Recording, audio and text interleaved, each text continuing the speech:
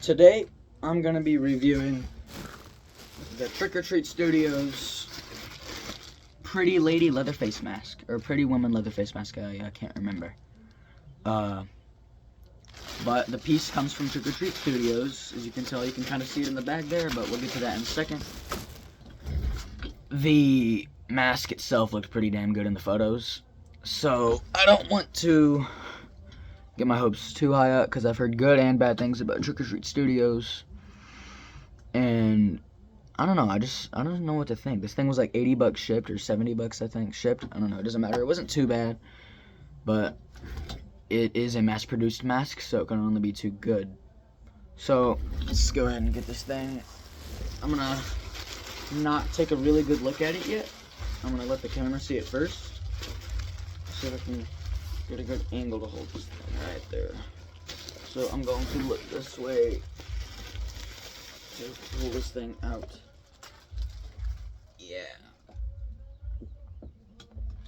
So this mask comes from Trick or Treat Studios, obviously. And just looking at it from the back, this hair looks pretty good. So now I'm going to look at it myself and get my first view of it. And this thing looks absolutely sick.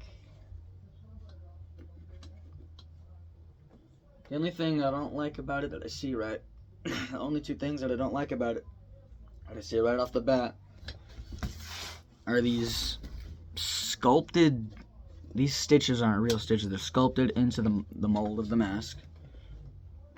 And then this weird, like, kind of hot glue, like, you can see the glue on it, like, that comes out. It's like this weird eyebrow that's like glued on.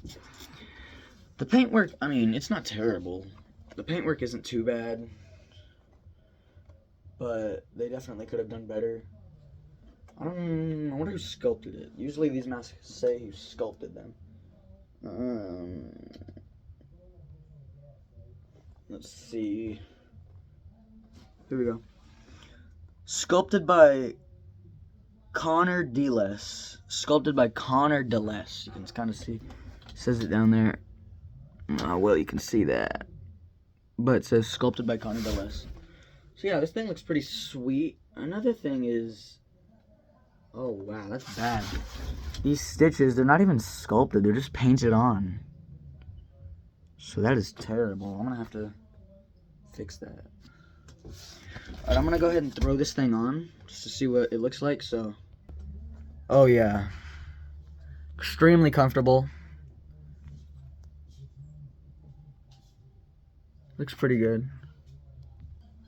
You can kind of see where the makeup, you can kind of see how it just fits perfectly. Like my mouth right here, eyes are perfect, nose is in here. It fits pretty good. The only thing I don't like about it is like how loose, like it doesn't feel like it's loose, it just kind of feels like it wasn't, because I know it's got these drawstrings. Let me try to tighten these up real quick. So I tightened up the drawstrings a little bit, and it does feel a little bit better. The mask is like, it's two pieces that are like connected by the scalp. It's like, so there's back here, and then there's back here. And yeah, I'm just gonna take this thing off. So yeah, the mask itself is pretty sweet. Don't regret buying it. It'll be on the shelf, mask shelf, where it belongs. So I'm gonna end the video with some good up close shots with it. Here we go.